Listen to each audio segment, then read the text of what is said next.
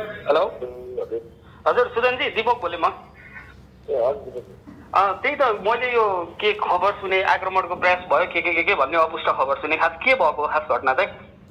त्यस्तो ठुलो कुरा चाहिँ होइन, दुईजना एक बाइकमा फलो होइन अनि त्यसपछि फेरि गाडी जोइन भयो, त्यसपछि अर्को गाडी जोइन भयो होइन, त्यस्तो ठुलो कुरा होइन। अनि त्यसपछि केटाहरूले सबै हाम्रो पनि सेक्युरिटी त्यही अनुसार टाइट गरेर पनि हाम्रो सबै टिमहरूले हजुर हजुर सेक्युरिटी टिमै देखिन्छ। अनि उनीहरूले थाहा पाएर चाहिँ ल यिनीहरूले यस्तो गरेर फलो गर्दैछ भनेर उनीहरूले सेफ ठाउँमा ल्याएर अहिले राखिरहेको अहिले। अहिले तपाईँ सुरक्षित ठाउँमा हुनुहुन्छ? म सुरक्षित छु हजुर। यो कति बेलातिरको घटना हो यो चाहिँ? यो भर्खर नै हो, भर्खर नै हो।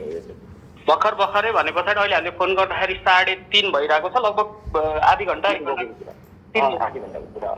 ए तपाईँलाई कहाँबाट चाहिँ फलो हुन सुरु भयो?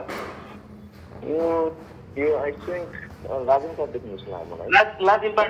लाजिमपाटदेखि तपाईँलाई बानेश्वर, सिनामङ्गल, गल्ली गल्ली सब ठाउँमा पुगेछन् होइन।